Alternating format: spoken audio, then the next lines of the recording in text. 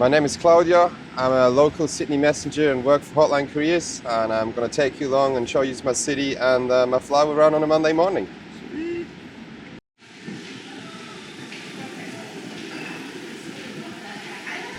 Oh, no, I appreciate you rocking up and making a video, like most and foremost for my parents at home. I think my mom is absolutely going to love it.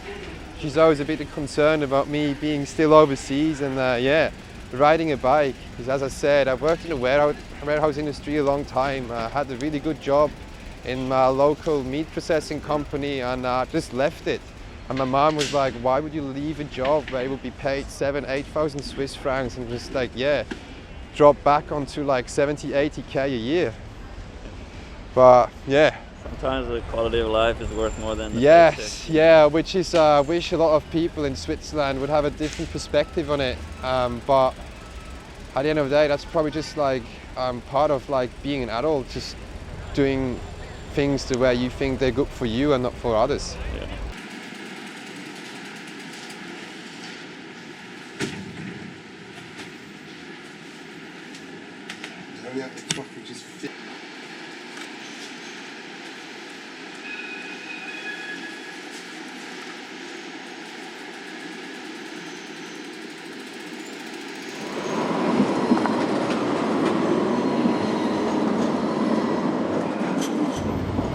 So yeah, Claudio, tell me a little bit about how you got into courier and how you found out about it.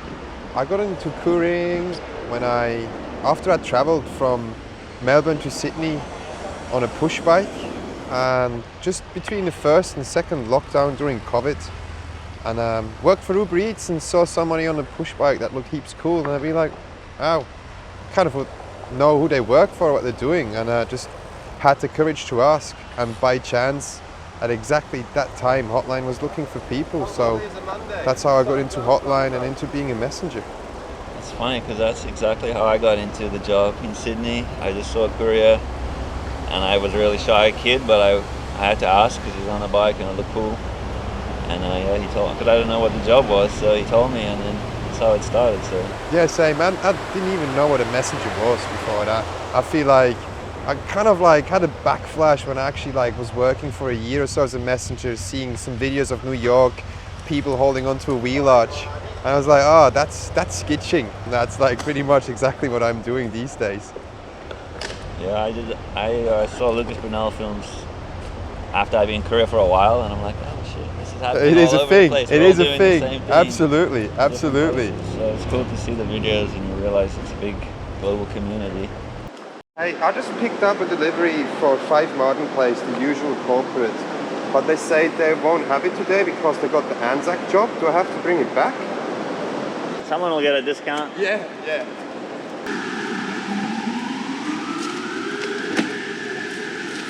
I've got a feeling that I have to come back for it. Just a gut feeling there.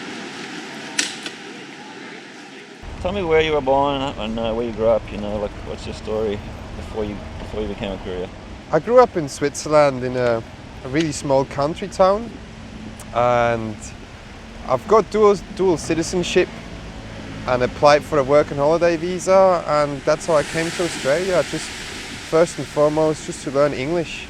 And as soon as I landed here, I just felt a bit like sick of back home. I assume like, you know, the grass is always greener on the other side. I was just, like sick of the snow, of like the cold winters, and I just came here. I do remember the first time stepping out of Sydney airport, and I just felt like the heat was just like a punch in my face. It was so hot. It was November at the time. It was like from -4 degrees straight into like 38 degrees. It was like, what is even going on? And then I just had my first winter in Australia when it just never got colder than like 18 or like 17 degrees, and I'd be like, oh my god, this is hectic here.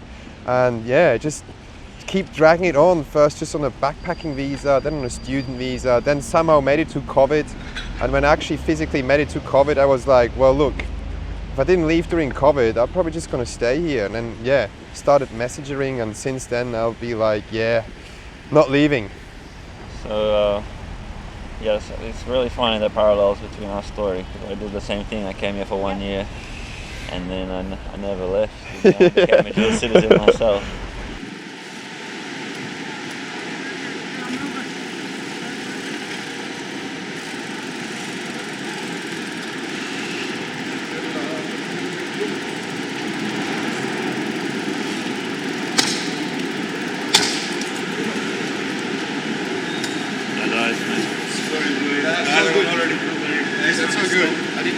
standing there, to be honest.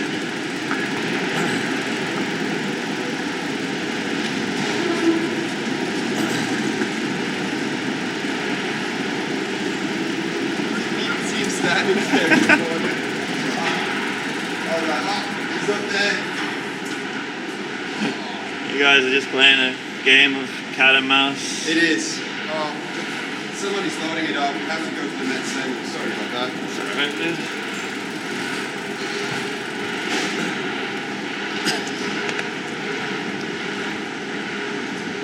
So what were you doing before you were a courier? Like, what kind of work did you do? I've worked in the warehouse industry my whole life. I made an apprenticeship in logistics and then studied 2 years of supply chain management while working 100%. And that's probably one of the main reasons why I had like success as a messenger, because a part of riding your bike and being fast, you need to know how to put a proper run together. And with Hotline here in Australia, working on Twinjet, it's free call, so like you're your own dispatch. And if you don't really know what's going on and how to be actually your own dispatch and do well at that, you're gonna struggle. But I just came in and I was hungry. I just also wanted to earn money, and I think that was probably also needed at Hotline because it was just Joe and Sam there, and I feel like Joe also didn't really have any proper competition during COVID, so it didn't harm to have like a foreign here that was hungry to just keep pushing again. So when you say free call, just explain to people what that means and how it all works during your day at work. So generally any courier company would have a dispatch that would allocate jobs to you. And because Hotline wants to pay the riders the most of the actual money they charge a client, we just like cut off the dispatch. And that means if you're on the app and any given delivery that comes in stays there for like 10 and 15 seconds, and the first rider that like grabs the delivery is the one that actually does the job, which is good in some ways that there's more money left over for the drivers, but then jobs that maybe are not paid that well and are a bit of spanners stay on the board for a bit longer. But I kind of probably changed that because I just took everything. I didn't care where I would go and how long it would take me. I just wanted to ride my bike and earn money.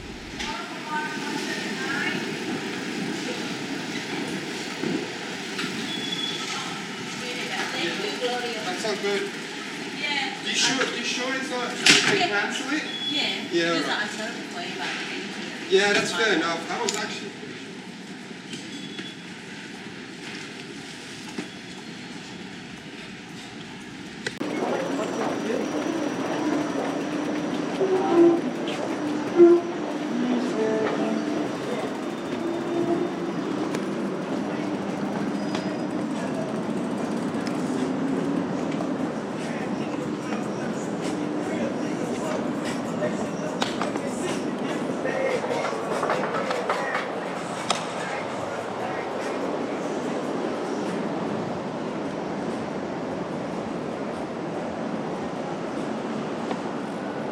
Next stop is Observatory Tower.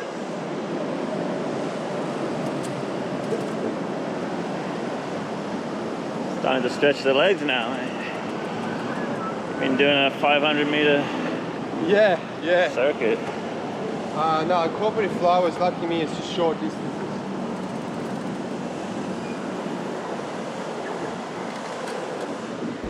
Nice. So there's a competitive edge, because that's what I really enjoyed. When I started, there was so much work and there's so many messages. We're all in competition with each other, but it was healthy and it was fun, and we also help each other, you know. So, and then the industry's taken a bit of a dive with technology and everything electronic. So it's nice to hear there's still competition at some companies. Well, yeah, like, look, at the end of the day, the competition, as long as it's healthy, is really good for the client, because that really offers them a good service. And I feel like that's what Hotline does different to all the other courier companies, and that's probably also the reason why all the other courier companies probably just went under, or not went under, but like they just stopped employing messengers. Because I just don't really want to like obviously piss on anyone's legs, but I've seen like Star Trek just going down because people were just taking the piss, you know, just like calling in sickies all the time, not really rocking up, and if they were rocking up, mostly like going and picking up a job and be like, nah, that's too big for me, I can't do that, I don't want to do that. And with Hotline, you know, if you have that attitude, you're just not going to earn any money, because if I rock up at a pickup, doesn't matter how big it is, I just take the job on. And I'm not riding a fixie or a roadie.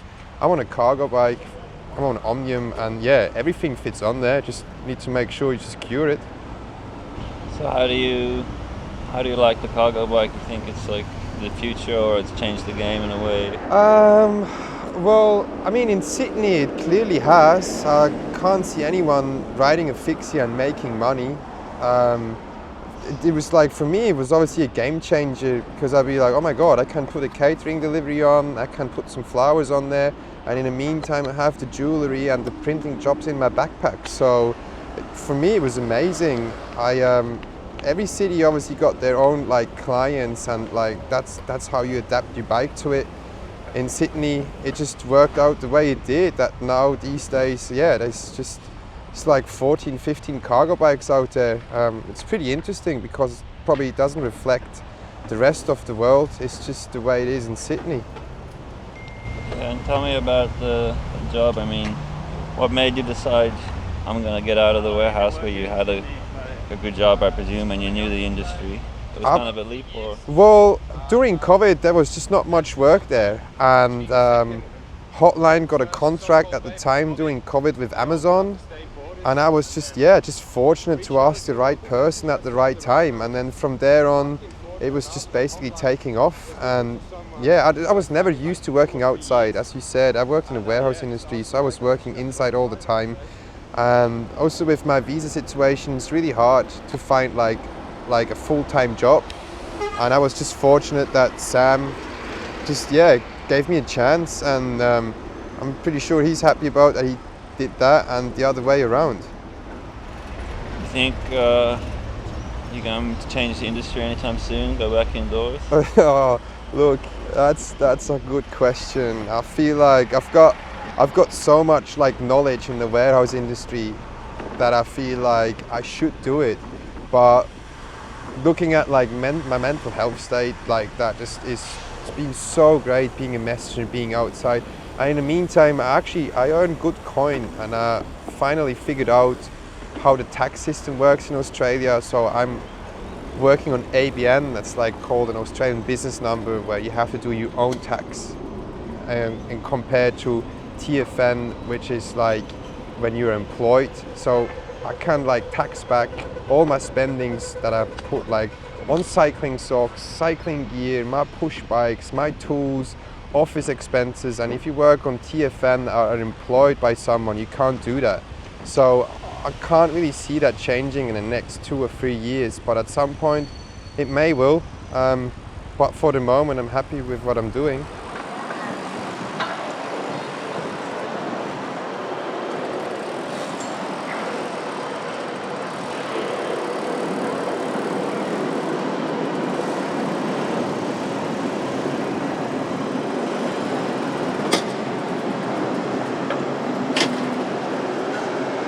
Once upon a time, this was the highest building. Now, they can't see jack shit anymore.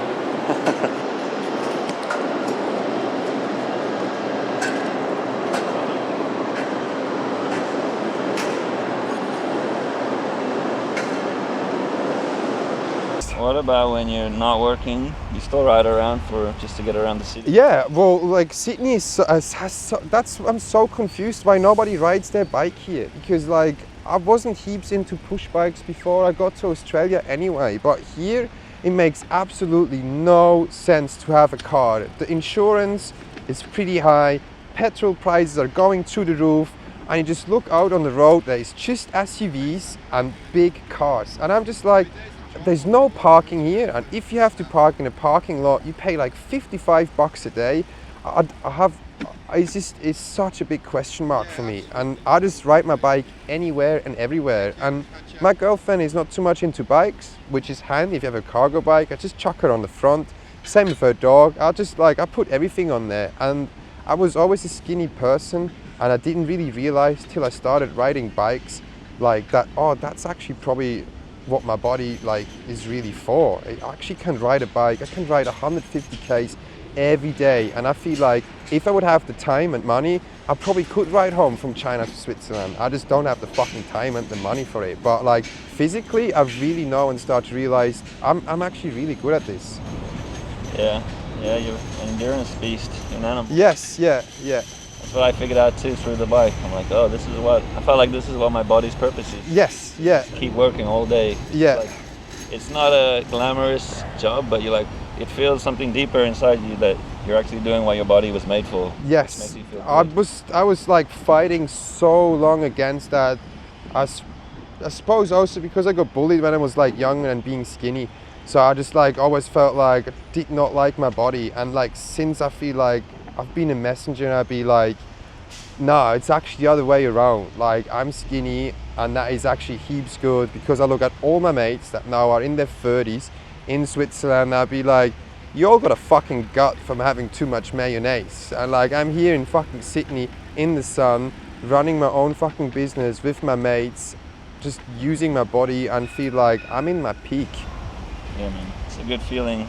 Absolutely. Coming home from work every day, yeah. Having done hard work all day. Yeah, and I go fucking climbing after work because I feel like I need something to calm down, and that feels great. Like just seeing people rocking up at the climbing gym after a day in the office, and I'd be like, oh fuck, it's a big effort to get out of here, and I'd be like, was it really? Like, but you know, I suppose we're all different. So talk a bit about that. You said you need to calm down after a day of work. What kind of energy do you get from the job in the city? Oh, it's just, yeah, as I say, like it's just a lot of noise around you all the time, especially like in a metropolitan area. And then if you work on ad hoc, as explained on Hotline, you never really know what expects you. So you rock up and you'll be like, today's going to be an easy day. And then just people start booking jobs and you'll be like, oh yeah, not that easy. So I always feel like you're always on edge, kind of waiting for your phone to go off and like make sure you take that job. And when you go to a climbing gym, especially like bouldering, every time you do like a boulder, you wait 5 or 6 minutes to kind of like regenerate again. And that just like teach me to like sit down and wait. And like at the end of the day, that's like something I don't have at work at all. Like I'm not doing a job and then sit down for 6 or 7 minutes because like it's the way it works. So like I'm really enjoying my climbing gym. You ever get really stressed out? You're gonna fall over? Well, look, better not. Should be alright. It's just straight up the hill. No, when you're going super slow, you know, that's the sketchiest time. Yeah, absolutely. Especially with those really short handlebars, mate. They're really good for cutting traffic, but balancing... Not so much. Nah.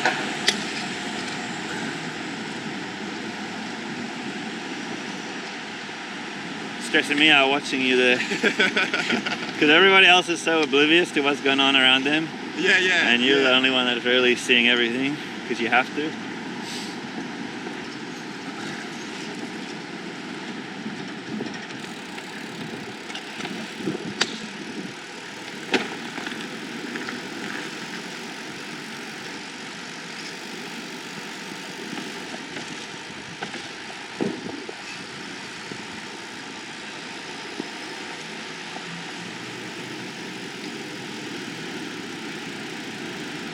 Don't look left, buddy. Yeah. Here you go. Your best mates.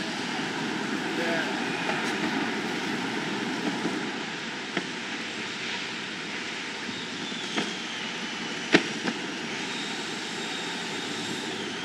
How is the situation in the States with the electric scooters? Because it's an absolutely fucking shit fight here.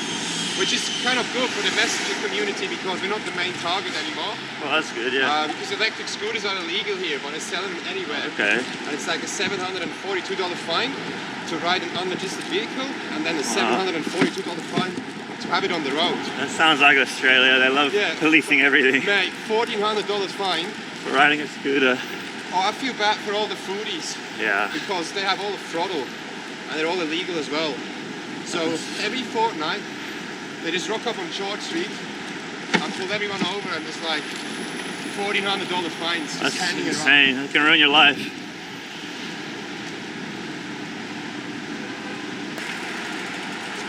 That was quick. Oh yeah, this is 50. Yeah. Do you remember how it looked like? It was all stone, huh? They didn't took the skyscraper down. They built used the around it. structure and then just like build around it. Yeah. So it's like, it has never really been done before, but 60% of the whole structure is basically still the old building. Wow.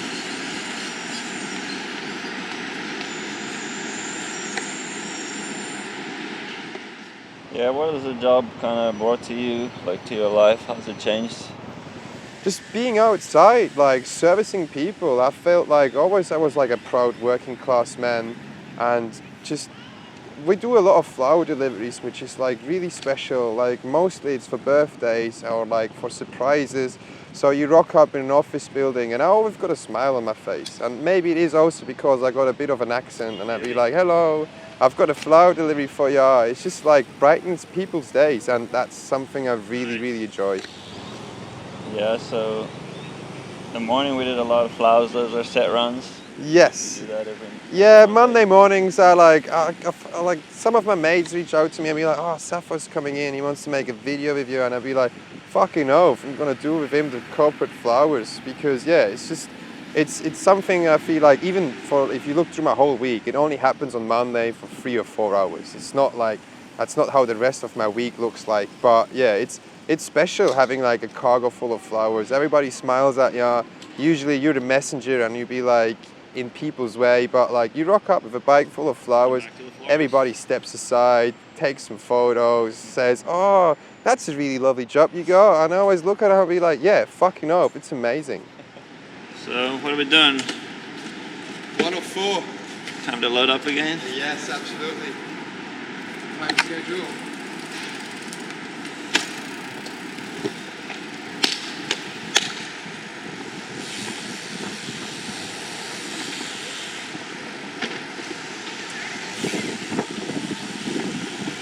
Thanks, boss.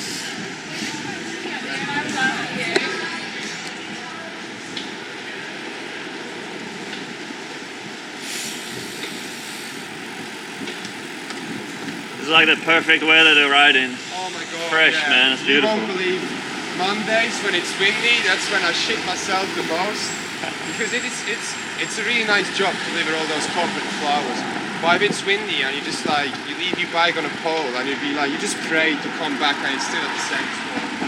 I dropped it once and somehow only one vase broke.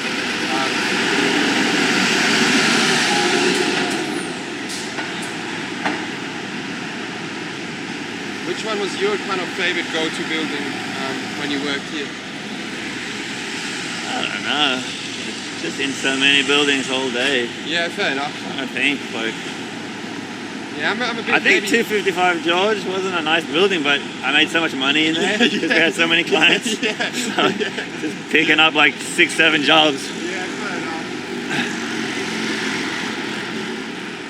Yeah, have you had any trouble with the police or anything like that?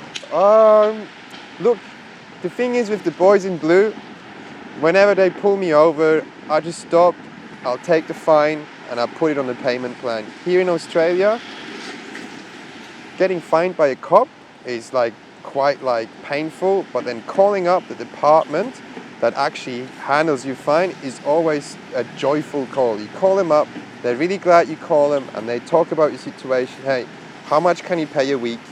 And then you just like make an offer and they accept that offer, you lock that in, and that's how much you pay. The first year as a messenger, I rocked up 3.5K of fines, although I have to say, a red light fine here is like $545.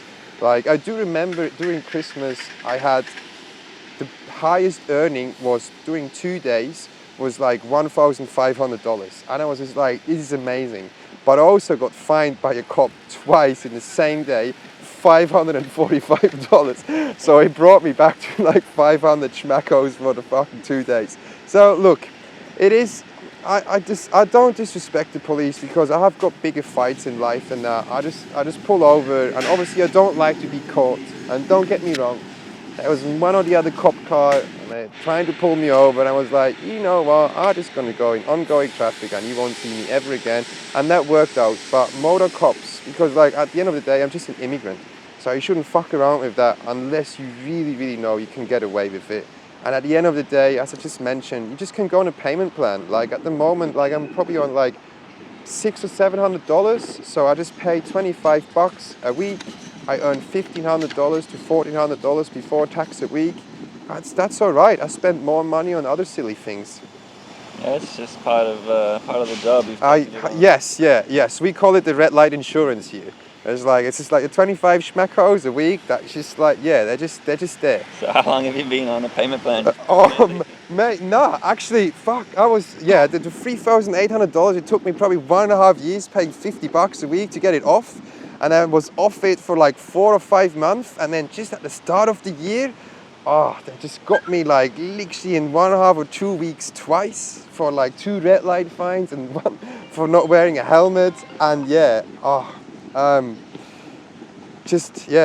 the $1,500, which now are back to $600. It's just like, look, it's just part of it. Like, I don't even worry anymore. And the cops as well, they'll look at me and pull me over and they'll be like, all right, mate, did you had like a warning yet?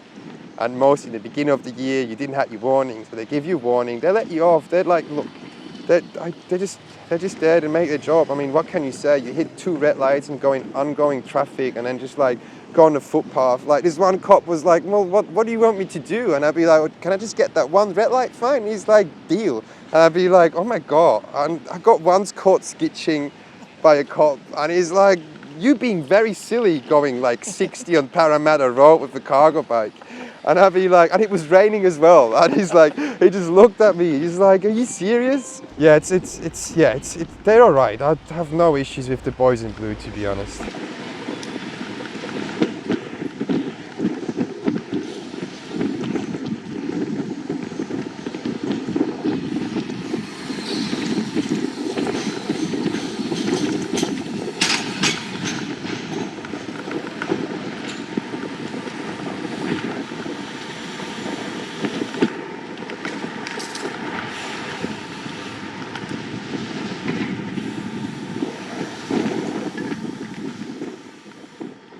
Yeah, any parts of the job that you think are just unique and really special that you... Well, mate, in Sydney it's just fucking riding a bike.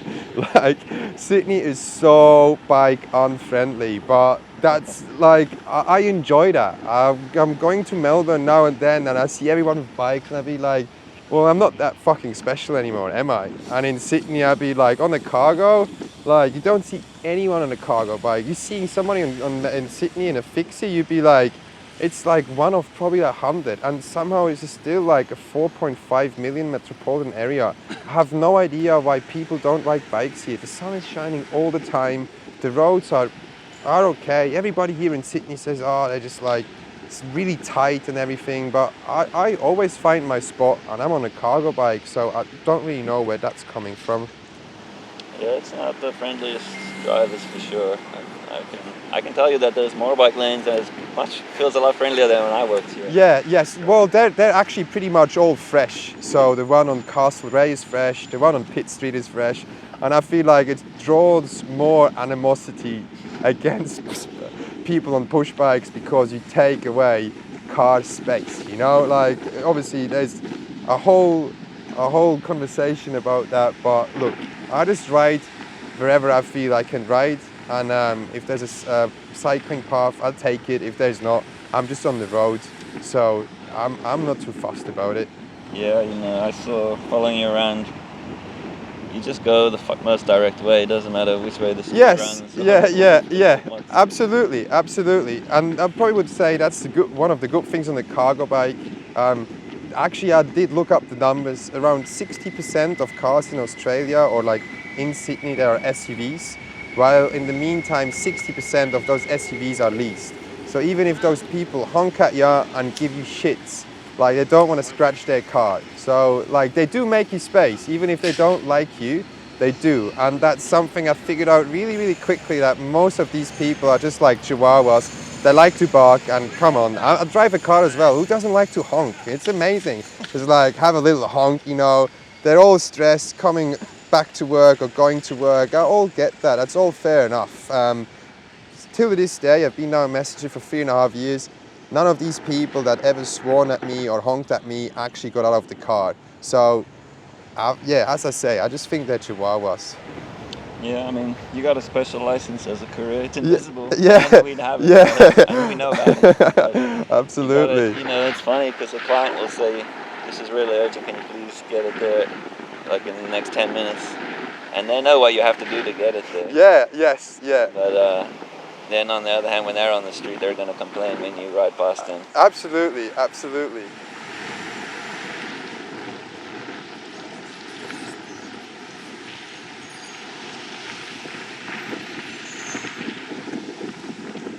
What's some of the parts of the job that aren't so fun and glamorous? You know, like the flowers.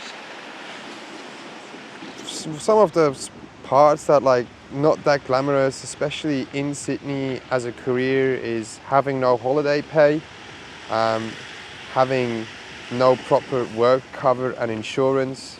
So I always feel like I'm just at the edge of like making money and like working really hard, riding red hot, and in the meantime just making sure that I have to try to stay safe, because as soon as anything goes wrong, and all that hard coin I earned would just vanish. And that's one of the things that just, yeah, it's a bit of like, yeah, probably the downsides of the job. And obviously, I mean, in Sydney it's different. The sun is shining most of the times, but rain and the weather can make it difficult times. And yeah, just the general thing in like just the logistics industry, just getting undercut, working for a client for 1.5 or 2 years, feeling like you got a connection, and then just realizing actually no, you don't, because you just found someone that does it cheaper. So every week you start and just like trying to fucking hustle again, trying to find a new client, losing something, you'd be like, oh my god, like we have to let go of 3 people, and 3 weeks later you'd be like, oh my god, we have to find 4 other people. Yeah, but I suppose it keeps you on your tippy toes. Yeah, there's a lot of stress with the job, you know. Like you say, one bike crash could change your life and put you in real trouble. But the community has always been here to look out for each other, because we aren't, no one else is going to take care of us. So tell us a bit about the community here and how you've connected.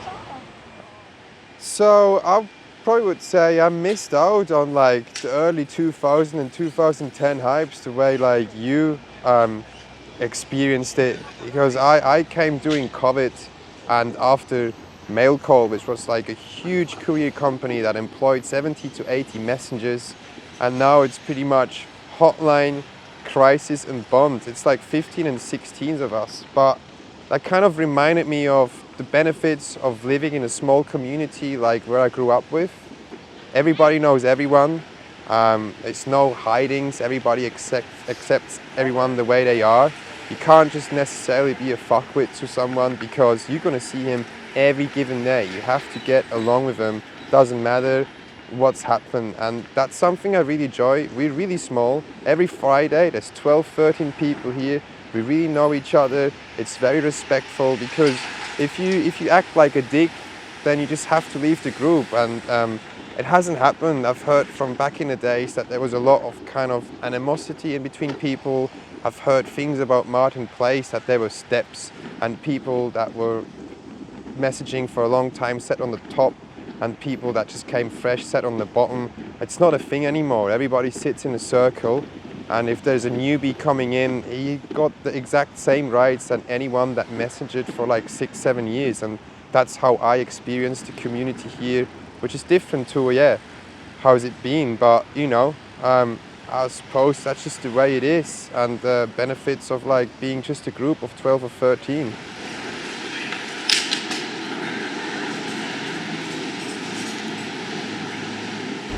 Last question, tell us a bit about this magnificent haircut you've got. Oh, the Malay. It's not even a mullet, it's a Malay. I was doing, it was in Melbourne.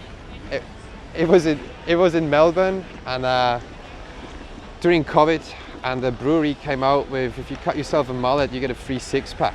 And so I cut my first mullet myself, and since then I just kept growing it. I also feel like the mullet is like a big statement in Australia. Like a lot of people got a mullet, especially like the football players, and I feel like more Aussie with it. I also feel more accepted with it by clients. mostly everybody was like, oh, I thought you're Aussie, but then you open your mouth and you had a fucking thick, strong accent. And yeah, I never had long hair either. I've been enjoying showers differently because I'm actually conditioning my hair. So yeah, it's been amazing having long hair and a mullet.